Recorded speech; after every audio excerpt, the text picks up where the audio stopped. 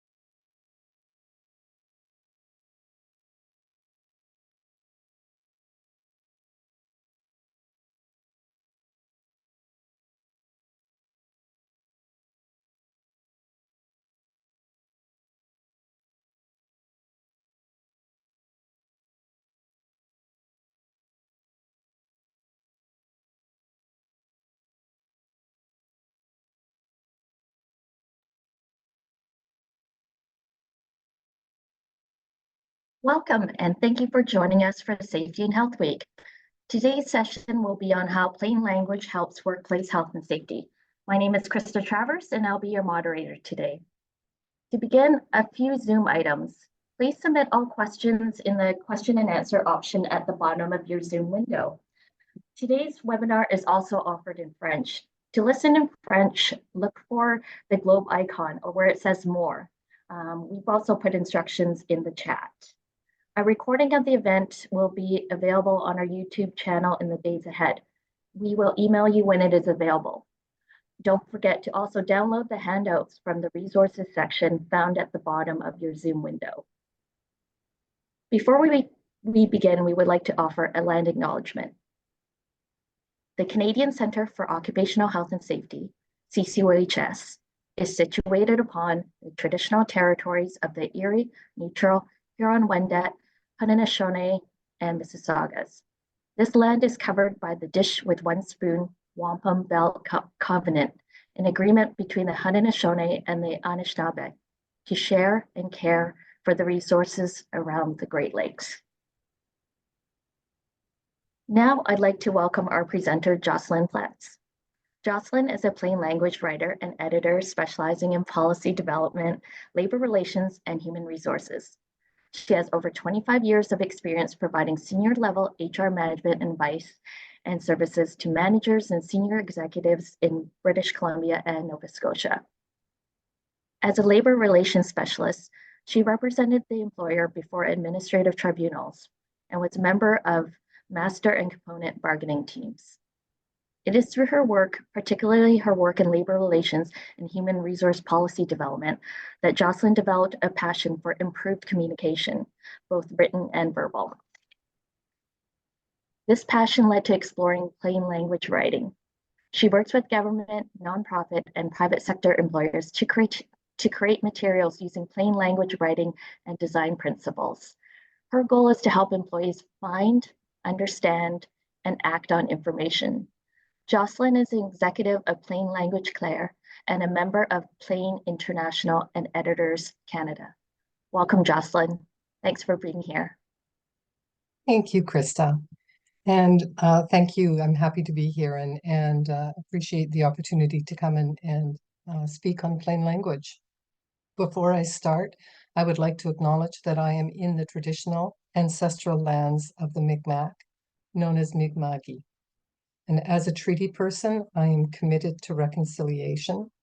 And I also acknowledge the history of communities of African descent throughout the region and the many African Nova Scotian communities. And I'm very pleased to be here. So our agenda over the next 20 minutes or so, I'll briefly cover the definition of plain language, what it is and what it is not. Excuse me, the benefits of using plain language writing in the workplace. I'll give an overview of plain language writing and design principles, and then we'll spend a bit of time looking at examples, some quick tips, and if we have time, we can do a short exercise.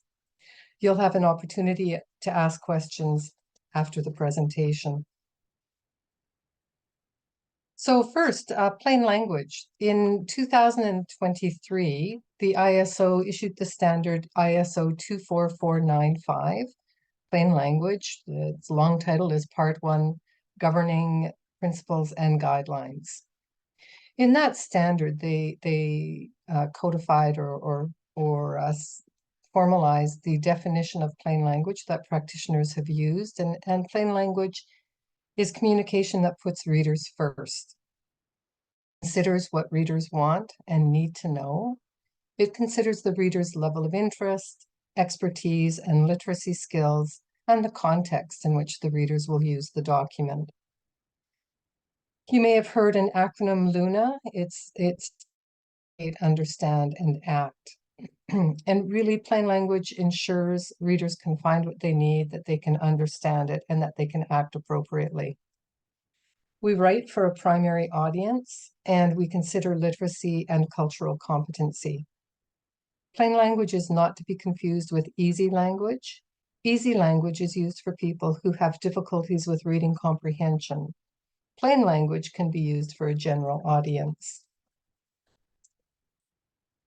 The benefits of using plain language writing, particularly in the workplace, by writing for your employees so that they can understand the information, they can find the information, and then they can take action without interruption or delay, it results in increased efficiency. Staff relations tend to improve because there's greater compliance, because people understand what is required and what they need to do. Workplace safety increases, injuries decrease, customer relations, if you're an outward-facing organization, by being clear and writing using plain language, your customers require less back and forth to understand what it is you need them to do. Things that decrease, there are a lot fewer interruptions, email back and forth and seeking clarification because people understand what they need to do, usually the first time they've read it. Errors go down and cumulatively the costs go down. So those are our big claims, we know. And the reason that we can say that is because of the consideration for literacy and the consideration for cultural competence. The writing that we're doing is very clear and it's targeted for your target audience. A little bit about literacy. In Canada, only 1% of the Canadian population can successfully perform tasks at the highest level of proficiency, which is level 5. Only 14% at level 4, and 48% of Canadian adults are considered to have inadequate literacy skills with varying levels of proficiency. Those with very low literacy may struggle with everyday tasks at work, in the home, and in community. As well, with literacy, even those at a high proficiency level, level 4 or level 5, at various times in their life, for example, if they get a significant diagnosis of cancer, their ability to quickly read and understand and apply information diminishes, and their literacy level diminishes as well. So what we aim to do is we aim to write for the average or general reader, and specific to who it is you've identified as your target audience. So a little bit about plain language writing. We spend a lot of time with you identifying who your primary audience is. And we break the audience down into primary, secondary, and significant. So your primary audience is your target audience. Once we've identified your target audience, we then create personas. And personas can be everything from gender, family, work, personal philosophies. Some people do an Myers-Briggs profile persona. And what it does is we flesh out this persona for you so that you understand their technology needs, you understand their hesitation to use technology in some cases, and it enables you to write to a specific person or an individual who is representative of your target group. And research has proven that when you write for an individual, your writing is better and you are meeting the needs of your reader. Excuse me. Another feature of plain language writing is we write with active voice and we use pronouns. The use of pronouns, we, you, they, usually results in you using an active voice. We try to avoid a passive voice. We're concise. We cut out unnecessary words and jargon. We avoid jargon. Acronyms and abbreviations are still used, but we ensure that you've explained what those acronyms and abbreviations mean before you use them. Just a note about jargon. If you know your audience and your target audience is your peers and you're in the same office or in the same region, and you have a jargon that you use and that you all understand, you can use jargon. But what we would counsel is if you're using or expanding your audience to include other professionals or peer groups across Canada, avoid using jargon simply because a word may have a different meaning in a different province. In terms of plain language writing, again, convey your message positively. So an example of that, it would be, enter the information in one file only. versus enter the information in no more than one file.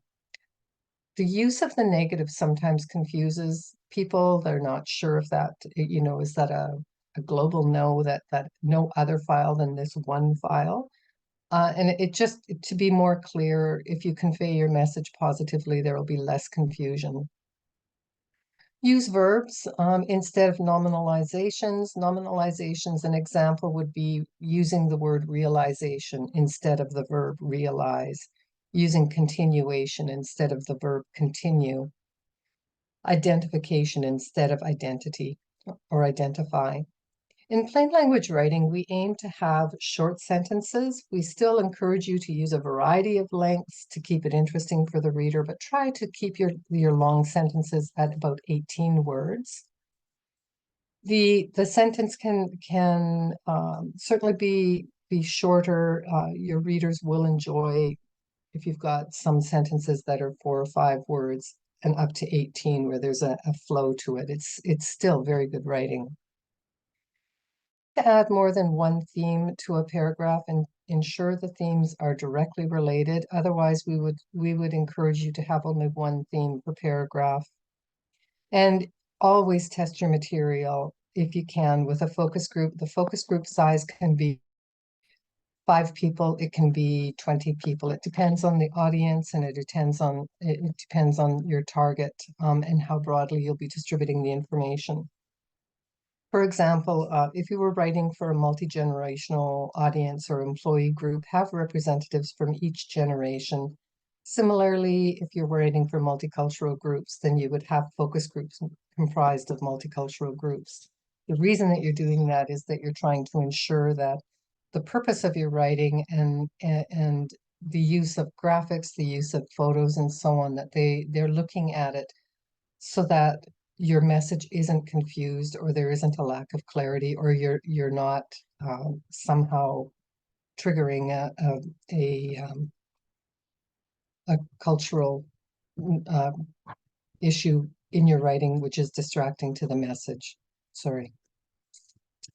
So design, when we talk about plain language design, the first thing that we try to ensure that you do is use informative headings and informative subheadings. So try to avoid just saying part 1 and then going into the texts. You would want to, if you can still use part 1, but you would want to then have a phrase or a descriptor so that the person understands what that section will cover. We look at using parallel structures. So when you have a document where you have a heading at a level 1 and a subheading at a level 2, the structure of the sentence or the heading would be the same for all level 1 headings, all level 2 headings. When you do that, it helps the reader understand the flow, and it also helps the reader understand when they're starting a new section. We use bulleted lists. We use tables instead of long prose sections. If it makes more sense to put it into a table, put it into a table. And we use white space. And it's simply to make it easier for your reader to read what you're presenting to them. I was looking at a pensioner website a few weeks ago, and their background was a pale green and the writing was a mid green. And I found it really difficult to read the website, which was a bit ironic because their target group are older people in their 60s, 70s, and 80s generally. And I think that when it's difficult like that, it detracts from what they're trying to do. You'll hear that you may hear an acronym CARP, which talks about contrast, alignment, repetition, and proximity. Alignment, we use left alignment. We try to avoid lots of centered text simply because it slows down your reading and it's difficult to read. We, in our Western culture, from the left to the right. Contrast, we look for light background, dark print.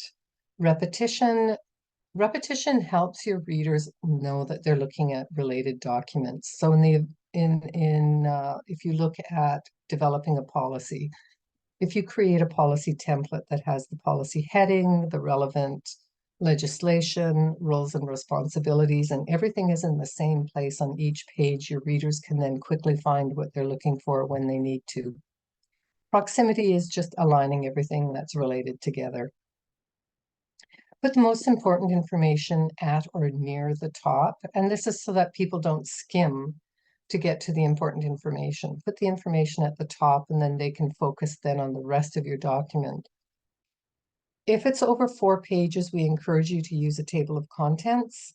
Try to avoid all caps. People, when we read words, we read patterns of letters, and the all caps takes that tool.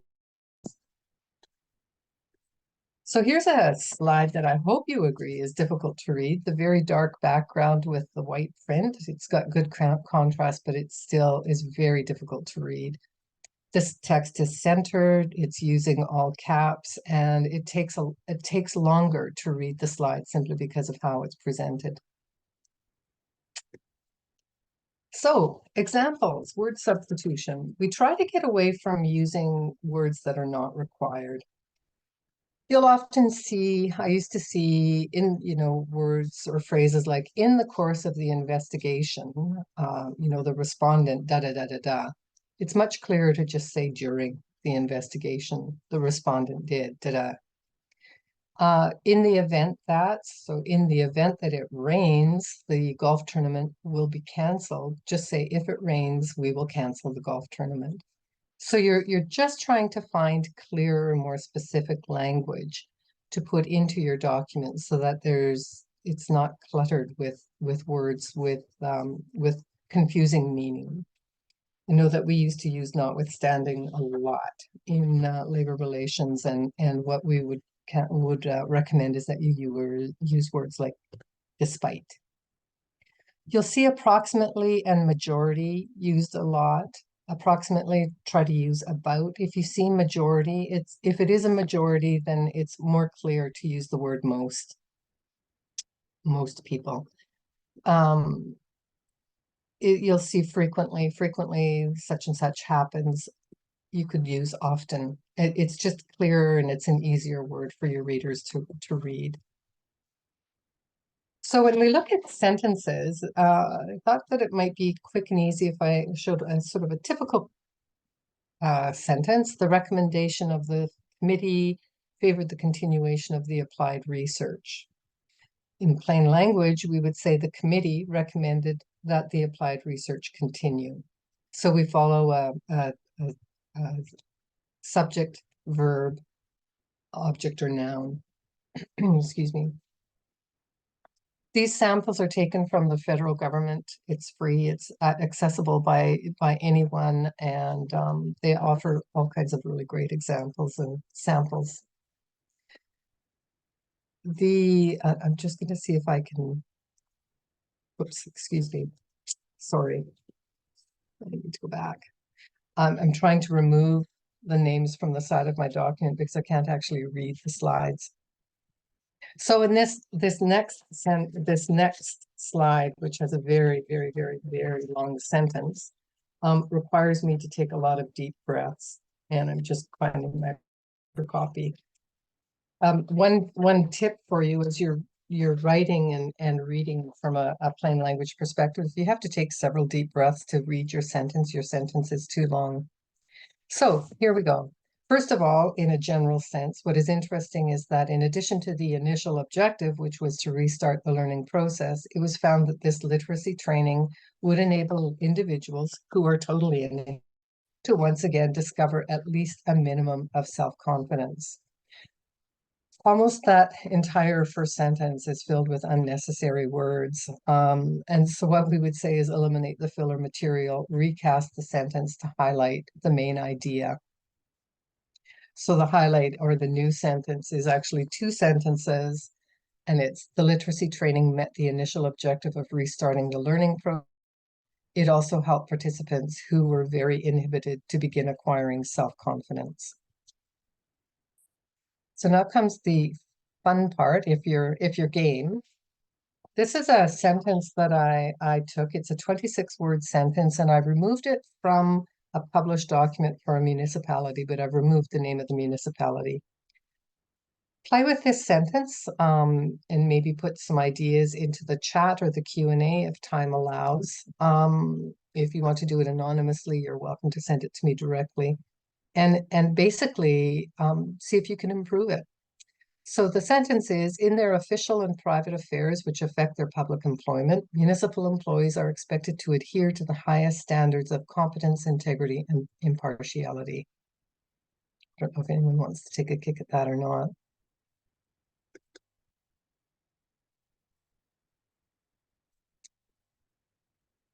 Some ideas is the municipality has a standards of conduct policy.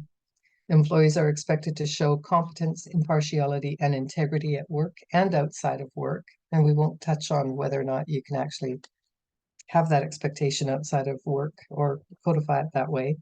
Another way would be, we expect our employees to meet and follow our values and standards of conduct, both at work and in private. So there's a lot that I haven't covered before we start the section, the questions section. I haven't covered readability testing. I haven't, excuse me, covered use of graphics, infographics, and accessibility. I haven't spoken about the flash reading ease or AI and word program level testing and editing software or editor software. All related to plain language. And what I would say is around the software is ensure that you it sometimes misses the subtleties and the nuance and grammatical nuance. So just be careful to really read and verify what it presents to you to ensure that it's actually meeting your need and what you're trying to communicate to your reader. So that's it. Thank you.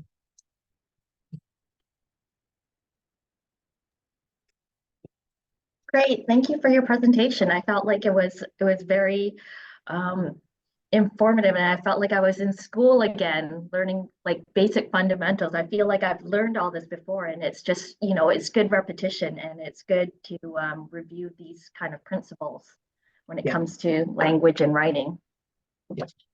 Yeah, for sure. So we do invite you, the audience, to if you have any questions, use the Q&A section at the bottom of your Zoom window. You know, we do thank everyone for staying with us. We have time for some questions, and I'll take us through some that have already come in. So, Jocelyn, taking it back to earlier in the presentation when you recommended using active voice rather than passive voice, why is that, and why does it matter for health and safety? It matters because the active voice, it's writing very clearly, so that often with passive, you're having to use a nominalization. So they recommended the continuation instead of, or excuse me, I think the sentence was very convoluted in terms of the continuation. When you use active voice, you're speaking directly to the reader. You're using a pronoun, so there's some accountability built into the sentence, whether you're using you, we, they, and you're using a verb. So the writing is very clear. There's subject, there's the verb, there's the object, and it just meets an easier to understand and more current type of writing. Yeah. Thank you.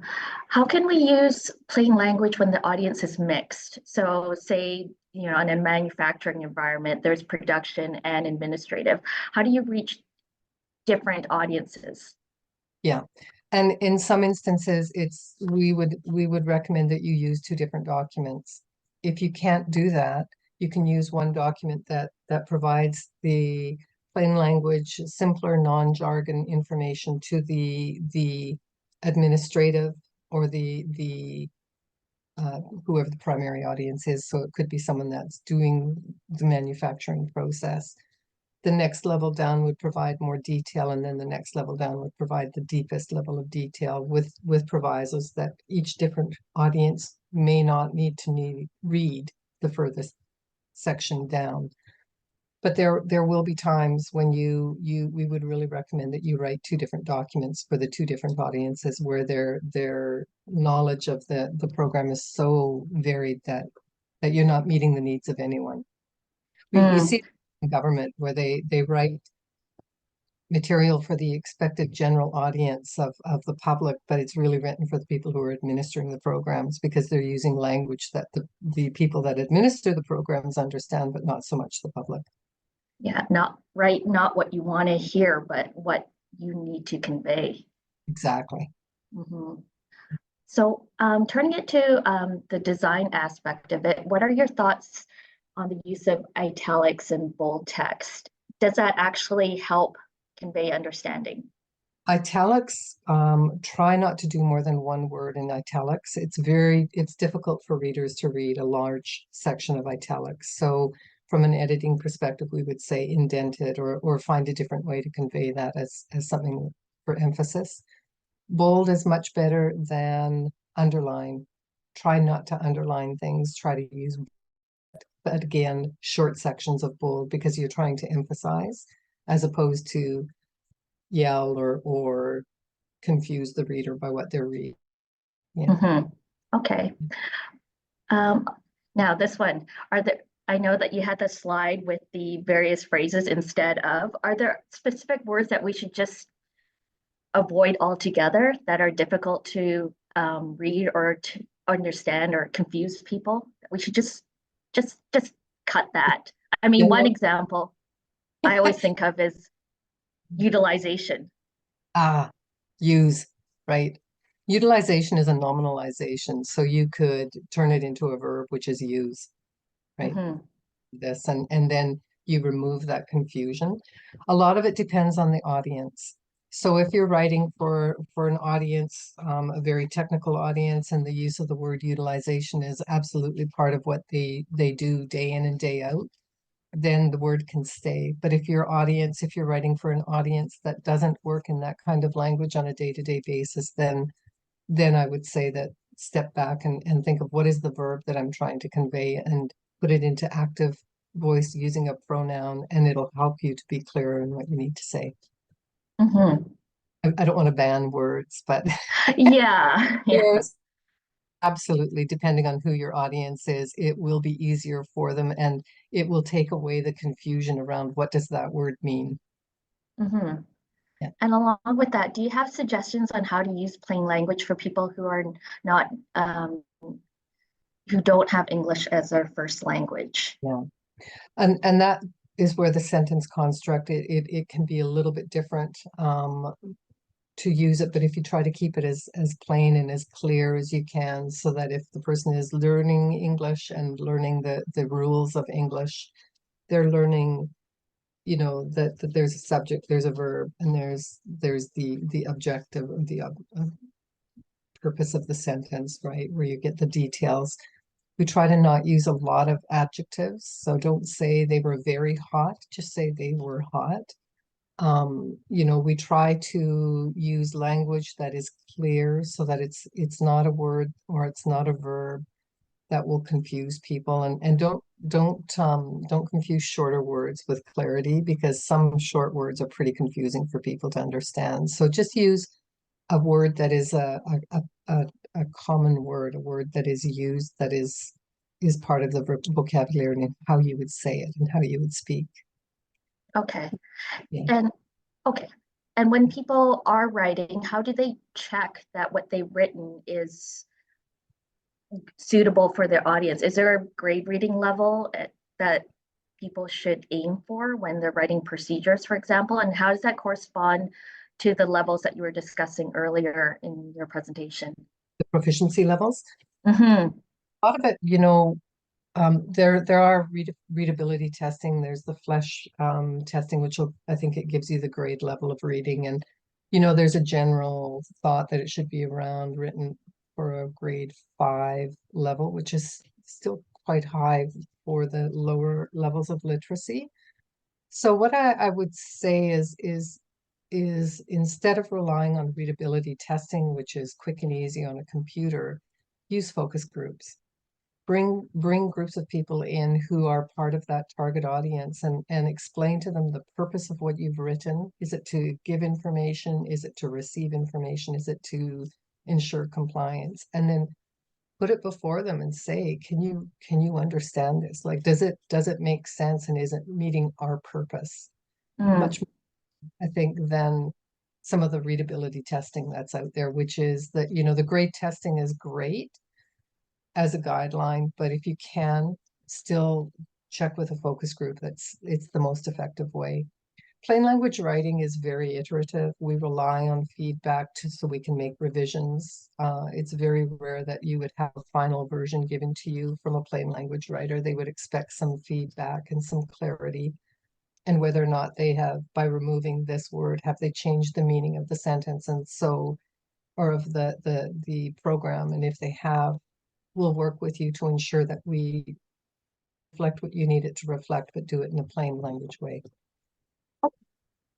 We'll take a couple more questions, kind of related to what you're discussing about with the reliance on technology, artificial intelligence. Do you believe that this tool can produce plain language and exceed our human ability to use plain language?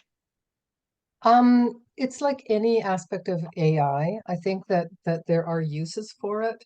I think that as long as you understand the subtleties and that it doesn't catch subtlety and nuance, and that you still pour over it in good detail, and make whatever adjustments you need to, I think there is a use for it. And if I can plug an upcoming webinar with Cheryl Stevens, she is on May 13th is doing a presentation through Plain Canada Clair, and it's available on Eventbrite, which is specific to AI and how to use it with plain language writing. And Cheryl is much better versed in that than I am. So I would recommend, if you're interested in that topic, to sign up.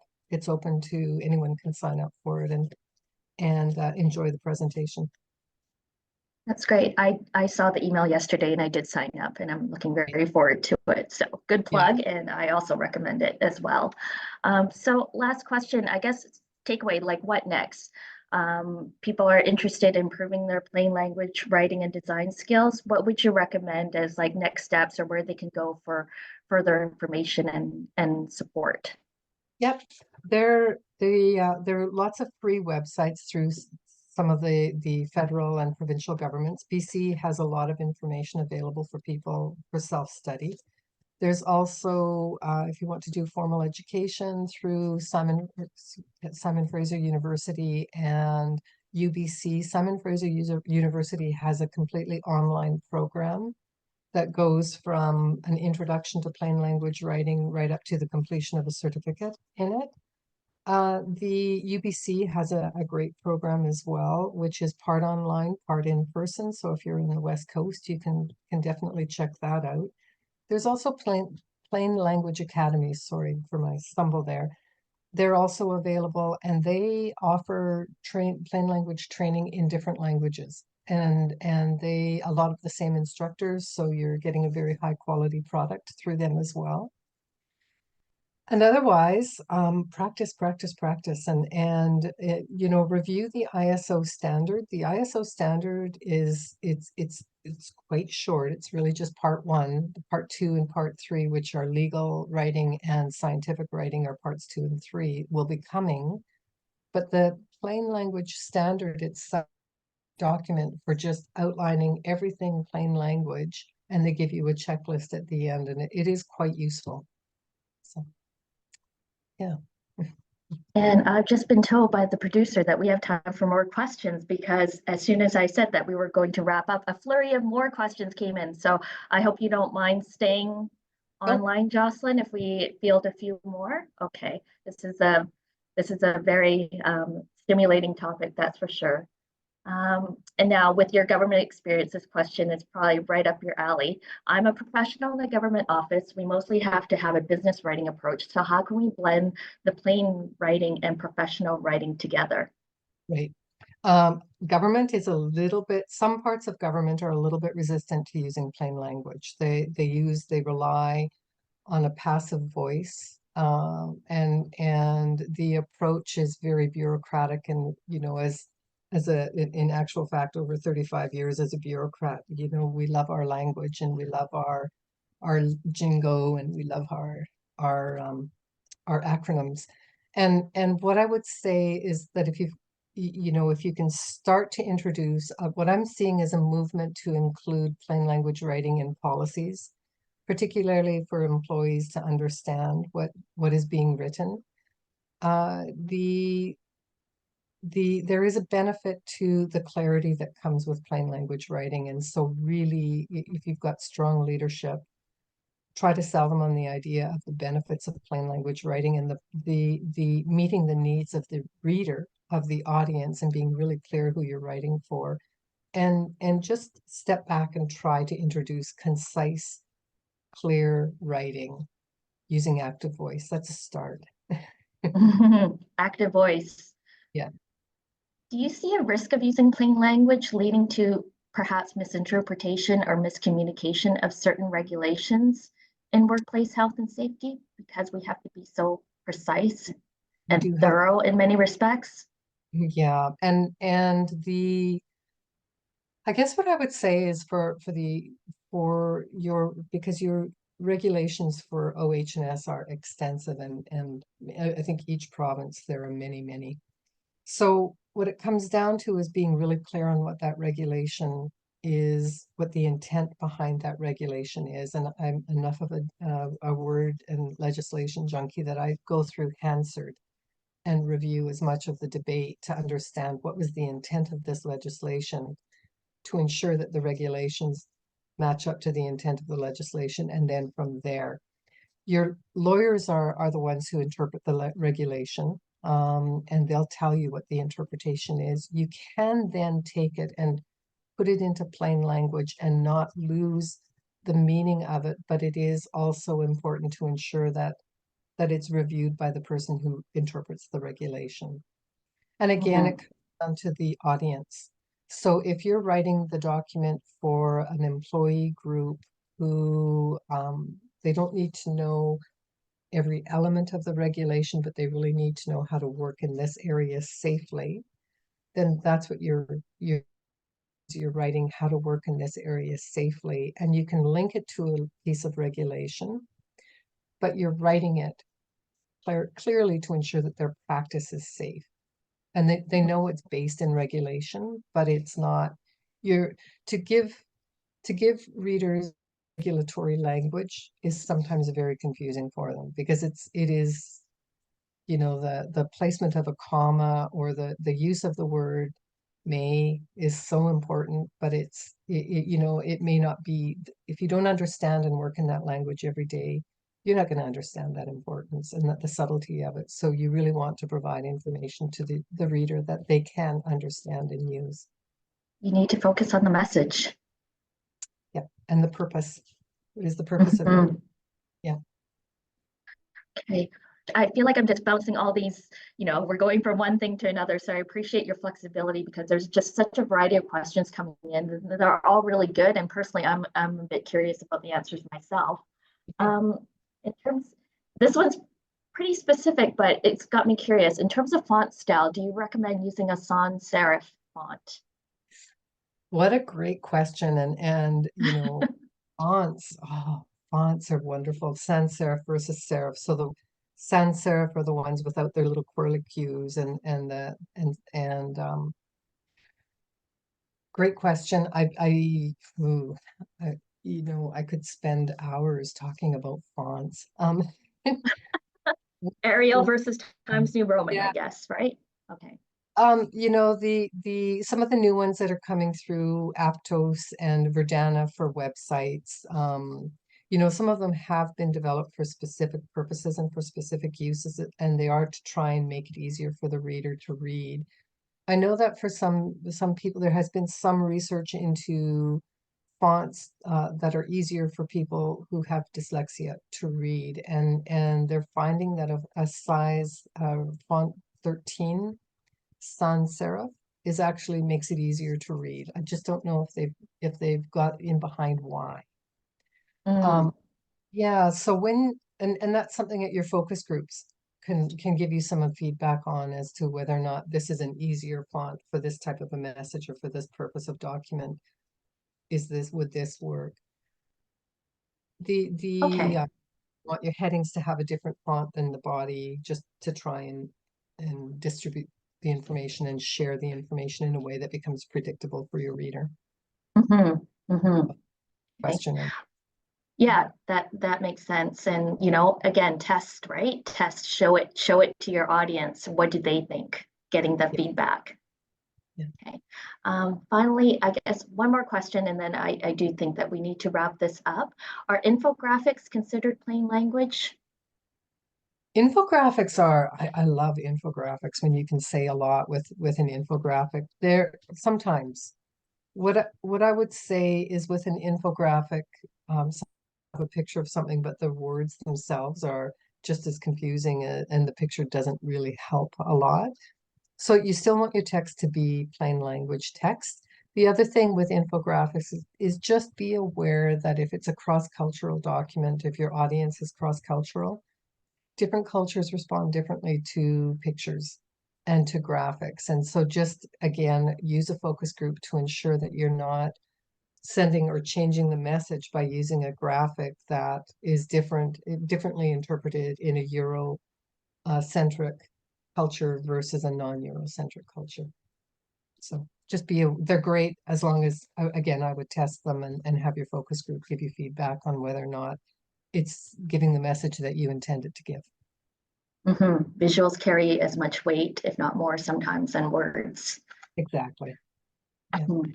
Okay, thank you, Jocelyn, again for today's presentation and for taking all those questions. And thank you, audience, for your participation and your questions. Please take a few minutes to fill out the short survey that will open a new tab once the session ends. And that way we can that will help us make our future events even better. All registrants will receive a link to the recording of today's presentation in the coming days. Look for that in your inbox. There are also, and don't forget that there are resources that you can download at the bottom of your Zoom window. This concludes our program for the week. We hope you enjoyed our Safety and Health Week sessions. Thank you again, Jocelyn. Thank you, everyone. Bye for now.